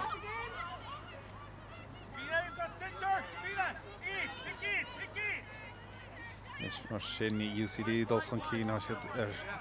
dírig an scór san gháilteach fé mar deidir bhfuil ha scór mórchar suas ag UL ach gíar chosin sin an captéin an lán thosaíonn san hir I meas na gosantóirí agus gíar chosint déantacha. Yeah, tá sí thrééis bheith goá ar fud na pórca aniu tá sí thrééis scóranna á ó cic na séra agus ó immert agus a bheith coolú siar I ceirú le comá. Agadain agus well tá deis eile chun so béidir gohfuil deis ar faointe agus tóch go méid me siad a túirt féin máide mar ní le chuig nómatí fácas an immertins agus an bearnas an deigín de faointí fósaid an na fórne ach mas fé léana é anamh sé le áine McDonough é anamh mar tá anna immertíanta cis a chluisa. Yeah, tá cluthe má immerthe eici in san cluthe seo ón immert agus ónna cic na séra seo. Well, bhí si túirt fé bháid an bátáirithe san nach an countsan bhil be si díach leis an íireachtáirithe san but bhí sé le fiscinntan san cad a bhí gceistigí anamh imithir chlé agus ar fóraíl. Yeah, socha go raibh an ceartaí beidir tuairt faoi mar níl ach cúpla nóid fáca agus caiigh siad cool áil in áit éigen. Katie Marin san tataisteach an tataisteach ó chiaí agus níomh cear ben hir chuna le fágan inis agus well cíimiid an sahís bert do ionadaithe UL ar áréite chéin chomá agus beidir bhfuil deis áthúirtacha na daoine tá ar an I meas na ionadaithe tócha go dtí sa chomórtas agus deis áthúirtachan sa chluí ceannis péis go le malí lemin is dtíar rud éigen tuáilt donna furin agus iad siar san éireach tarachar chosantóirí fós hir ag UL ach a dul a rothar san agus a tuairt féin spiúch don mátáirithe san bhí Katie McGrath a sin mithe ar fóraíl agus bhfuil an am a sleanú leis agus an am á leith beidir ag UL riimiisteach fós ní léana té sin a chahabhaisteach gorísa agus a dul a rothar nistóibh tuas clíháin na páirce tá ibar sé agus ní Louise Ward agus Louise Ward tugann siad a fianna teagní tá fianna teagní ina bheithe ar fad a fémarrá sí seo ó Dwyer pas trasnan san ó Skelly agus á Bert Sayre an san stig Howard in a measc fed le hen sellh bháiltin sos féidir Howard an sa ó Donoghue las mudim a an chorwathe agus fémar a fianna teagní dúir fianna teagní féan spiúch ní thuir sí tuair sí bes glóitisteach sa chuúinn sa agus a tuairt féin spiúch an sa bhfuil Skelly níl bhí si díananig ó díar gáintseach dhéanamh don na cosantóirí san nach dimigin sellhhathe tugann sí siardí ó Dwyer agus féin a ríist Harnáisiigh teagní dúirigh teagní féin spiúch tuair sí agus pointe das an son ag an manóg ó chaomí roimh I meas na gruachú fianna teagní Tá sí sin anna eáach go rísa sa chluhéir. Yeah, tá cínte ó tháinig sí compórcha tá job má genta aici agus ag crothú deisina doine eile agus tí féin braábalta a scór féin a thógáil comá imróg atá muintear chiirí agsúil in a lán wehí agus tá siad a spáint go bhfuil an talann sin aici. Well, be si anna hásta leis an buintáirithe san na gunach bhrógaín agus na háitna san nach cétáránathe go thoracha mar leich na himmarcha an sosa chluí canis. Well socha go raibh lán imróí ionach ag an dáir ar nach go háirithe ag UL an sin agus ceap mé gur bhain círiach eile a bhí comán ná Hannah O'Donoghue thuas an san lína lán thosaach sin. Se UCD inis ar an nóntaí agus cúplam nóir Séarachas ó fanamíd leis an nimmart tamil a dul Jonas Brice an son anna hábháil ar fad an son ó Cuomh Mór. Ní ar chuoin le déanamh cibéidir ach an bhuiireacht son hábháil. Agus fechomíd an sathríiste ar an sábháil son agus I bí Katie McGrath a bhí a tuairt féin son agus bhfuil anna hábháil an son ó Mór agus well han báide san tucathe agus Chunig mar an darchéan, taréis an sábháil a rinne an chúlbáire an sin chuir si 10 eile agus é chuir si ddíorchas teachchan san cúna é anna chríoch go deo an sin. Anna chríoch ní mar cinntin raibh an báide san cadahin ó náraibh ach bhí agus bhfuil báide anías inis agus báide san géar rá choileis ach an níocht dénach san mithe ar fórí ach bhí seráilín thorach cé bhí ránathe got mar leich na himmarthe. Tá go leir imí taréis bheith ionach ach an job immerthe ag Hannah O'Donoghue an sin bhí sin an na scór all an cool sin agus cúpla coolín a cumála sin bhí si comáin san immert ag cruthú deisina do gooine eile agus a coolú siar nuair a bhí si a tastal ó UL comach. Bhí ceanú acu ar fud na porca bhí le de scalaí ionach ar fad agus Fiona McHale Lorna Porca agus fiú na coolathe go léir siar an sin rinne siad an job chun UCD a chumad amach. Ina go dain agus ní bhfuil an dat fan gur bíad UL bheith a gárdach cornaí chuna chórim líana ha mí den nám cúteú gortathe bhuidir é gáhíle sa cehardíag bhuidir é gáhíle sa cúgdíag agus a gáhíle sa seachtdíag agus I ddíorthain mar a dárlóig mé rúil teigint go me sé buite go gáhíle sa néidíag chuma agus is siad a thárnúnsaí agus is siad a thárnúnsaí uorháin eile le sin an daon san Fitzpatrick a chebriste síos agus UCD bhfuil gin do tréanaíireacht go háirithe sa chiad le agus go dain hen sa dara le chomá ach bhí an chosint anna géar ar fad ag UL fémar a bhí an na húnsathe iondar chomá agus ní raibh éon bhearna ní raibh éon spás féin spéirigh tosathe UCD I gahabh an chluiseach.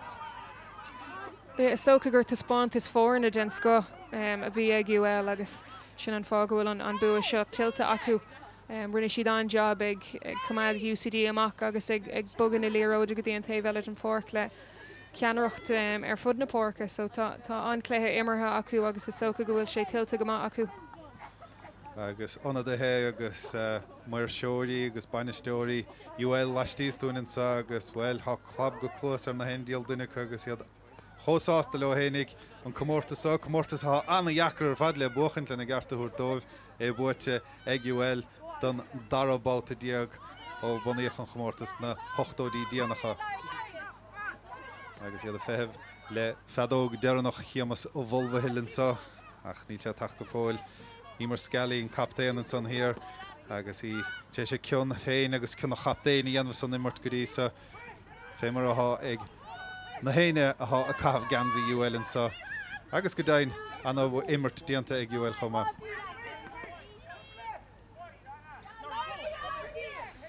Agus cinntin san gur bhí Chloe Fox a fuair an báide déarnach san níor mar cinntin raibh báide tucha ó náraibh ach Chloe Fox fuair sí báide réir fuair sí báide eile neamh agus anna immortiantacha nis mar sin UL fós ar an únsaí níl siad a stad níl siad a stoppa an chaid mé ar an dal bháfach agus séircha isteach tuchathe an sunnig an réitóir sí mas molbhahil agus beidir go bé seo an túnsaí déarnach a míad rá nuúint nach mór tí nuúint isteach san am cútibh gortathe agus de se bháin eile don gaptéan ímar scalaí puinte ráilt agus beidir gur bé seo sin má chun sé seo thar sin trasnáin. Níos go naim seir cíimiid. Is tócha go méid sé go mar chréocht do UL do mar go mé an captain an scóir déarnach den cléthe áldómh ach ní thorlíonn sé sin a gcónaí. Well tá sí puintáilt agus an puinte san fachtaché agus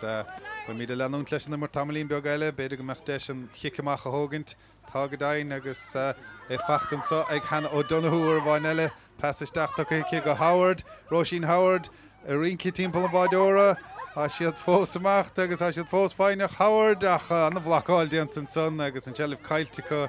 agus UCD ní sé sem na caiide ach beidir gur deisir bháid díanach an san ag UL agus péisceile an lás ábháiltan san ag UCD.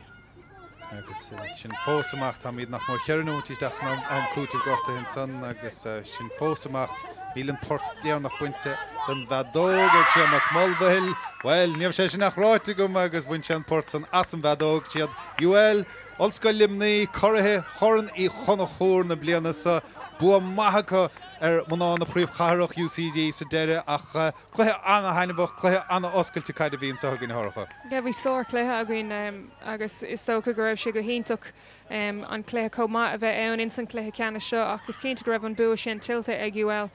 Bhí taspáintas den sco acu taspáintas fórna a bhí ag eis leis agus bhí ceanirí acu ar fud na pórca ach caafar ará go raibh UCD gomach in amatí comá bhí siad san ar bhór an cluthe seo agus bhí siad bra ábalta a scóir na féin acu aáil ach is tócha go raibh an cosan sin a bhí ag UL beag an íon róádómh ar deire. Well, bead UCD a bhuaig an roiine héan na srathe agus bhuaidir ar UL sa chluiche ceannis. Well, an lábhan nuachtar feachta ag UL ortha son sa chluiche ceannis áirithe. So chluiche bra oscailte agus an caid anna hainebh ar fad ó ceann na párce agus anna haspáanta sí ó bhaná UL agus ó bhaná UCD chomá. An scór dearnach an son Olscoil Limnaí 2-6. Chláiste na Olscoile Blá Clia héan a 10 agus farmar deirm anna chluiche ar fad chluiche bra oscailte pell anna hainebh ar fad. Well, bhí tús maith ag UL agus bíad chiad a chuig ar chláir na scór agus an captéan Emer Skelly le puinte mar buintí an puinte dearnach agus an chiad puinte sa chluiche agus mar sin héin níor bheith an dóhíní iad UCD agus iad san maithabalta puintí ráid chomá ach bhí an lína lán tosaigh sanna bhí ag UL bhí sé anna roiintear ar fad fé mar a bhí an lína le tosaigh ó ceann na barca le bheith fíornach agus na honadaithe a thugdar isteach an nós ó Dwyer hir Hibradáran an san puinte aniasacha sin íon si sin anna obair nó tháina sí isteach.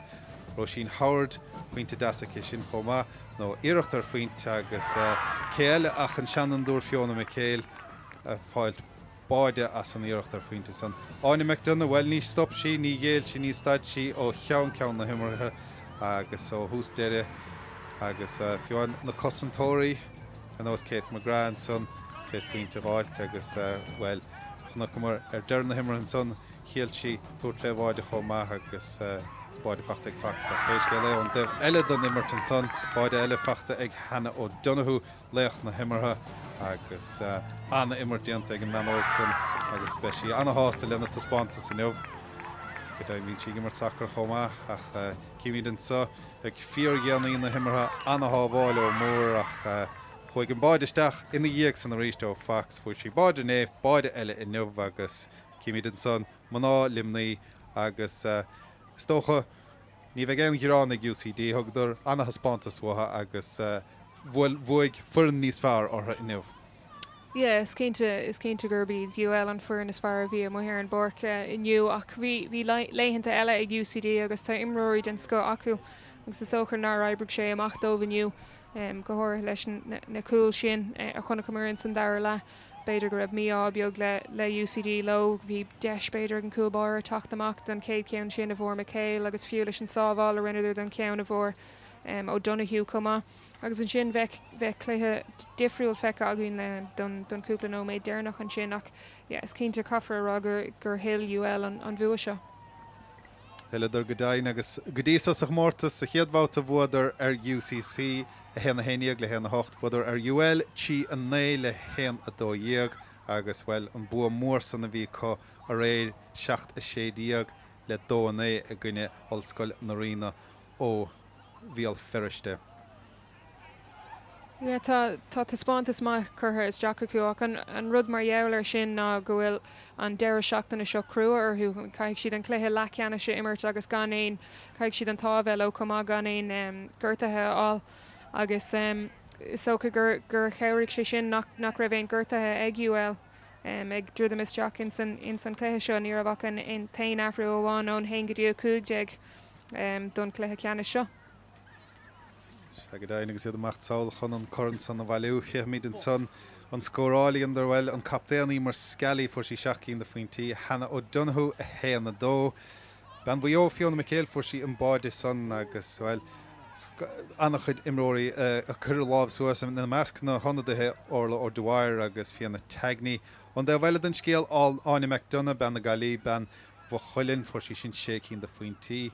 Fox for sí báide díanach an son agus le curlin na báid for sí a réid. Móhan for sí ráfuointe Magra agus Byrne puinte an duine.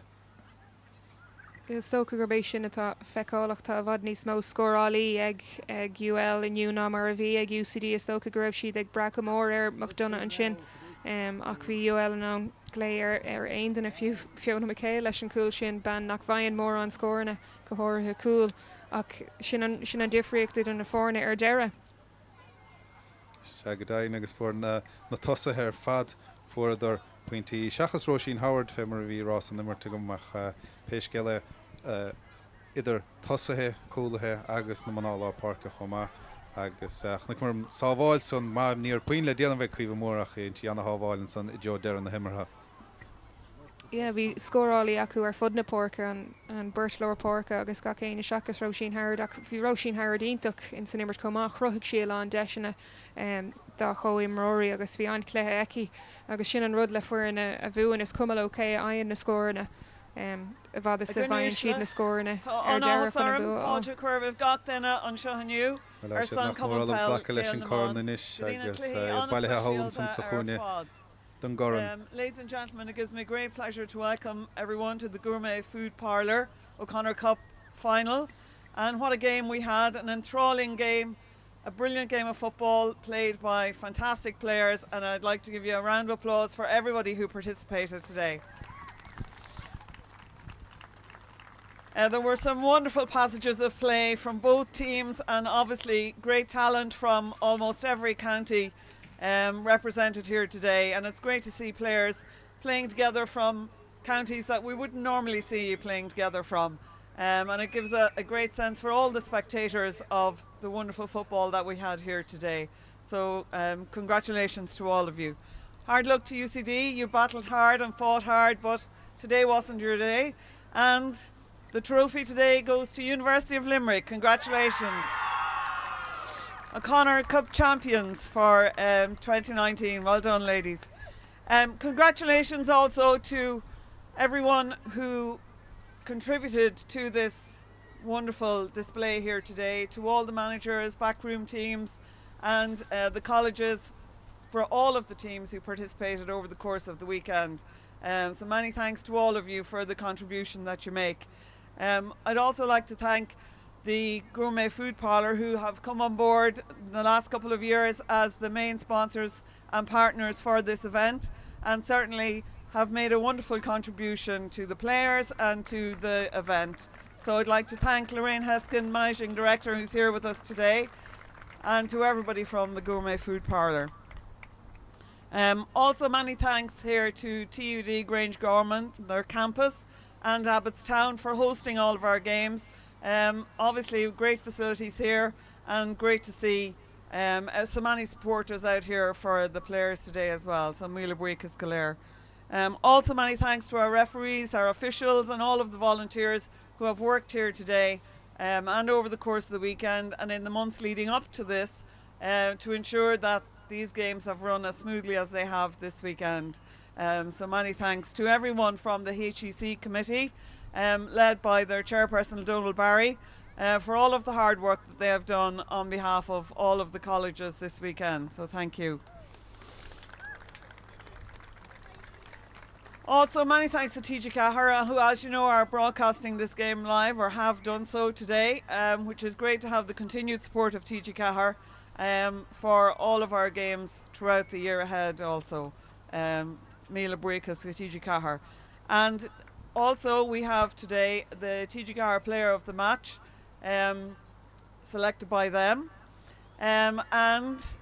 I suppose we're all in suspense to know who that is. We're going to ask Lorraine Heskin now to make the presentation to the player of the match for the Gourmet Food Parlour HEC O'Connor Cup Food Parlour player of the match is from University of Limerick, a player who made incredible contribution to the team with wonderful scores today, and that is Hannah O'Donoghue.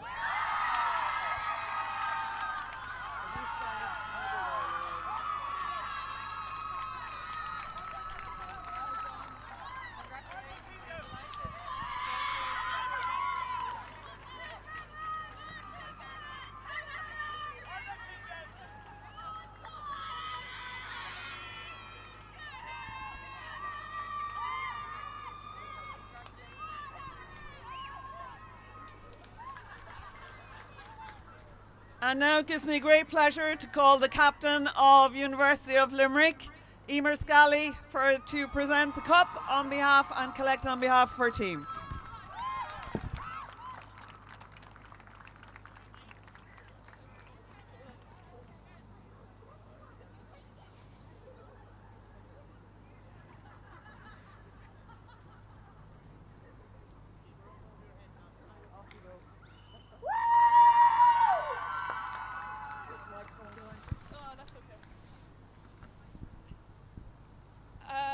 Just to start off, I'm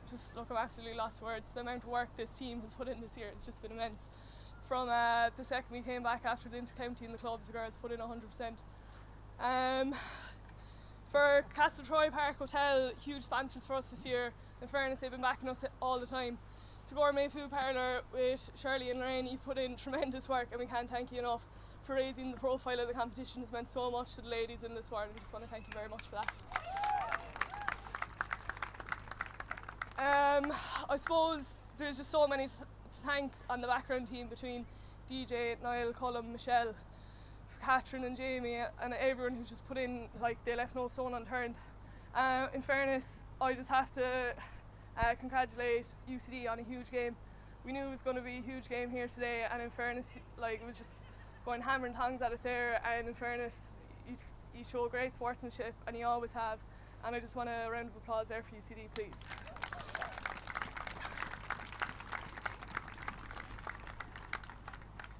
Just for UL Sport, thank you so much to NASA and Ronan and everyone there involved. In fairness, anything we wanted we had. Lastly, again, just for the team here in front of me, what a bunch of ladies we had this year. In fairness, everyone showed leadership, and that was something we harped on from the start. So I suppose that's it. Everyone back to UL tonight, I suppose. Well done. Woo! Shagadain, Captain UL, Emer Scally, Gordach Corny chun na chóir an son. Tá Comórtas son fós a ré, Comórtas Gourmet Food Parlour de Corny chun na chóir. Ráthicéad dí cléthe canis na héireann, lón de bhirt in éan bíalan de chuid Gourmet Food Parlour. Ticéad taxi gudín gléthe agus goodie bag pel na man. Gacholas ar Facebook agus Twitter Gourmet Food Parlour. G.A. Bionís DNA ar cehrú chun seacht lís a gine limnach bio ó Port Ivúra I Bort Líse. Agus an son a máirichar óna lethirtis a héan sra amána Alliance, Corcaig a gine Tiberdaran, Lochgarman le Cíl Chuine agus Port Large leis an Ghailibh. Seag mar sin godain an Corny chun na chóir buaite ag UL. Scór dénach dó a sédiag le héan a de. Gur míl maithe go bheas a bhelín, slán go fóil.